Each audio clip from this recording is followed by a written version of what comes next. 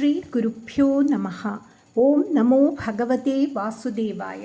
ஸ்ரீமன் நாராயணியம் 39வது தசகம். யோக மாயையை எடுத்து வருதல். பவந்தமயமுத்வகன் யதுகுலோத்வகோ நிஸ்ஸரன் ததர்ஷ ககனோச்சலஜ்ஜலபராம் கலிந்தாத்மஜாம் அஹோ சலிலசஞ்சயः स पुनरैन्द्रजालोदितो जलौक इव तत्क्षणात् प्रभतमे यथा மாயையௌ. இந்த 39வது தசகத்தில் யோக மாயையும் கண்ணன் பிறந்த நாள் விழாவையும் பற்றி வர்ணிக்கிறார் பட்டதிரி. அதில் 1வது ஸ்லோகத்தில் யமுனை நதி வெள்ளம் பெருகி ஓடினது எப்படி வடிந்தது என்பதை வர்ணிக்கிறார் பட்டதிரி. அவர் குருவாயூரப்பனை பார்த்து சொல்றார், ஓ குருவாயூரப்பா, எது குலத்தில் சிறந்தவரான வசுதேவர் உன்னை தூக்கிச் செல்லும் பொழுது யமுனை நதி வானை தொடும் அளவுக்கு ஓடுவதை கண்டார். ஆனால் அவர் யமுனையின் அருகில் சென்றதும் ஜலப்பிரவாகம் இந்திரஜால வித்தையால் வடிந்து கணுக்காலளவு ஜலமாக ஆயிற்று. என்ன விந்தை என்று பட்டதிரி ஆச்சரியப்படுகிறார். பிரசுப்த பசுபாலிகாம் நிப்ருதமாருதத்பாலிகாம் அபாவ்ருதகவாடிகாம் பசுபவாடிகாமாவிஷன் பவந்தமயமர்ப்பயன் பிரசவதல்பகே தத்பதாத் பஹன் கபடகன்யகாம் ஸ்வபுரமாகதோ வேகதஹ. இந்த 2வது ஸ்லோகத்தில் வசுதேவர் பெண் குழந்தையை எடுத்து வருவதை பற்றி வர்ணிக்கிறார் பட்டதிரி. அவர் குருவாயூரப்பனை பார்த்து சொல்றார், ஓ குருவாயூரப்பா, இப்படி வசுதேவர் கோகுலத்தில் செல்லும் பொழுது யசோதை உட்பட எல்லோரும் உன் மாயையால் ஆழ்ந்த உறக்கத்தில் இருந்தார்கள். கதவுகள் திறக்கப்பட்டன. அங்கு யசோதை பெற்ற பெண் குழந்தை மெல்ல அழுது கொண்டிருந்தது. இதையறிந்த வசுதேவர் உள்ளே சென்று யசோதையின் படுக்கையில் உன்னை விட்டுவிட்டு அந்த பெண் குழந்தையை எடுத்துக்கொண்டு தன் இருப்பிடத்திற்கு வந்தார் அல்லவா குருவாயூரப்பா? குருவாயூரப்பனை பார்த்து பட்டதிரி சொல்றார். ததஸ்த்வதனுஜாரவக்ஷபிதநித்ரவேகத்ரவத் படோத்கரநிவேதிதப்பிரசவவார்த்தையைவார்த்திமான் விமுக்தசிகுரோத்கரஸ்த்வரிதமாபதன் भोजरा நதுஷ்ட இவ திருஷ்டவான் பகினிகாகரே கன்யகாம். இந்த 3வது ஸ்லோகத்தில் பட்டதிரி கம்சன் தேவகியிடம் பெண் குழந்தை பிறந்ததை பற்றி ஆச்சரியப்பட்டு பார்க்கறதை வர்ணிக்கிறார். பட்டதிரி குருவாயூரப்பன் சொல்றார், ஓ குருவாயூரப்பா, பிறகு அந்த பெண் குழந்தையின் அழுகுரல்கள் கேட்டு காவல்காரர்கள் விழித்து கொண்டு தேவகிக்கு குழந்தை பிறந்த செய்தியை கம்சனுக்கு தெரிவித்தார்கள். உடனே கம்சன் இந்த செய்தியால் வருந்தி அவிழ்ந்த தலையுடன் வேகமாக தன் தங்கை தேவகியின் கையில் இருந்த பெண் குழந்தையை கண்டு சிறிதும் சந்தோஷிக்கவில்லை அல்லவா குருவாயூரப்பா? குருவாயூரப்பனை பார்த்து பட்டதிரி கேட்கிறார்.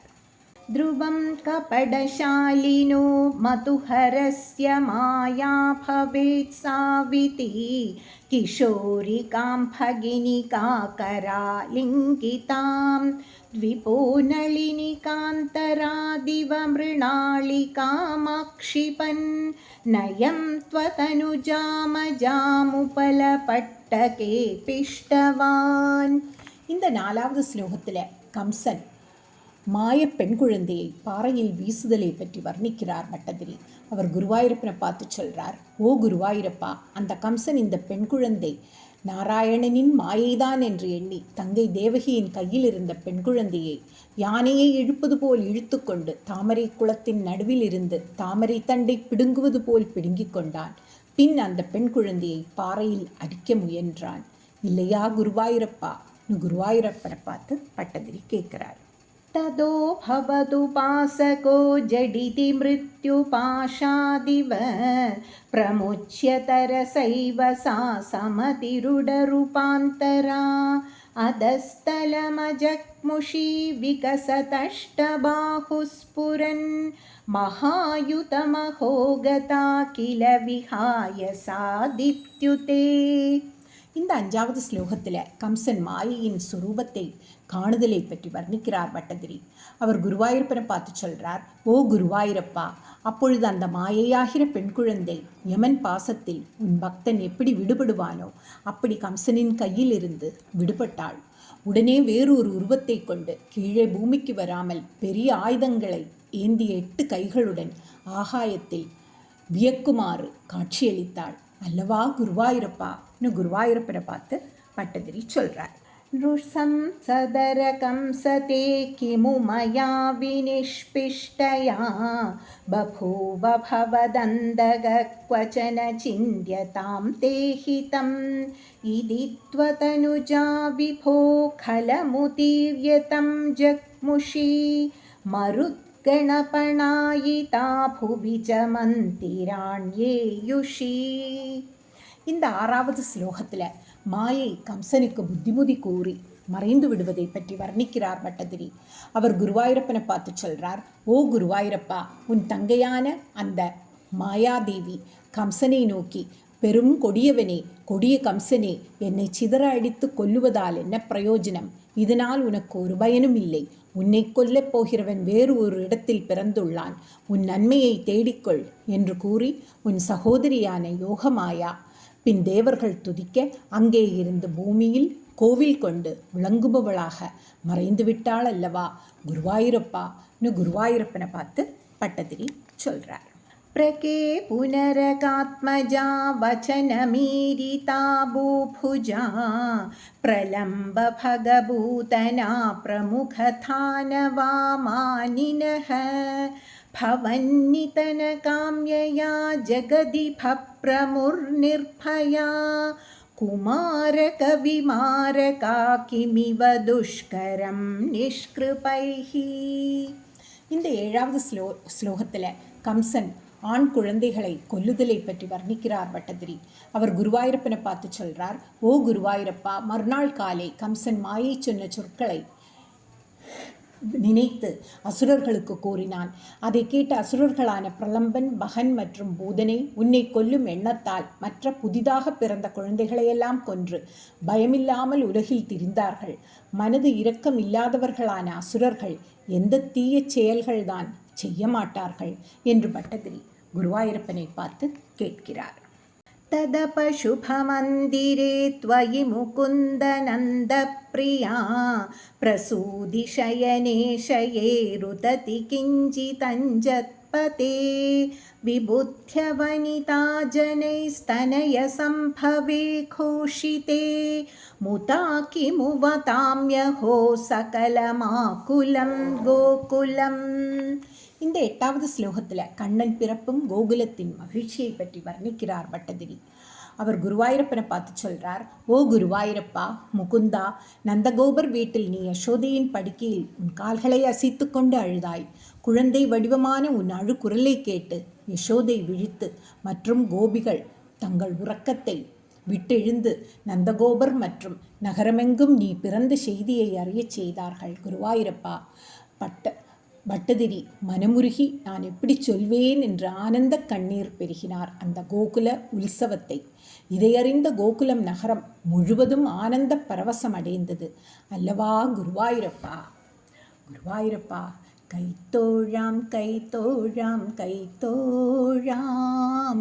அம்பாடி மணி குட்டா. பட்டதிரி பக்தி பரவசத்தோட குருவாயூரப்பனை प्रार्थिक्கிறார். अहो खलु यशोतया नवकलाय चेतोहरं भवन्तमलमन्दिके प्रथममापि भन्द्यादृशा पुनस्तनभरं निजं सपदि पाययन्त्यामुता मनोहरधनुस्पृशा जगति पुण्यवन्तो जिताः. இந்த 9வது ஸ்லோகத்தில் யசோதை குழந்தையை பார்த்தலை பற்றி வர்ணிக்கிறார் பட்டதிரி. ஓ குருவாயூரப்பா, முகுந்தா, நந்தகோபரின் இல்லத்தில் நீ நந்தகோபரின் மனைவியான யசோதையின் பிரசவப்படுக்கையில் உன் சிறிய கால்களை அசைத்து அழுதாய். யசோதை காயாம்பூ போன்ற மனதை கவரும் உன் குழந்தை வடிவமான திருமேனியை கண்டாள். பிறகு மிகவும் உன் அருகில் நெருங்கி கண்களால் உன்னை பருகினாள். சந்தோஷம் கொண்டு உனக்கு பாலமுதம் கொடுத்தாள். உன்னை தொட்டு தொட்டு மிகவும் ஆனந்தம் அடைந்தாள். இப்படிப்பட்ட புண்ணியம் செய்தவள் உலகில் அனைவரையும் வென்றுவிட்டாள் யசோதை.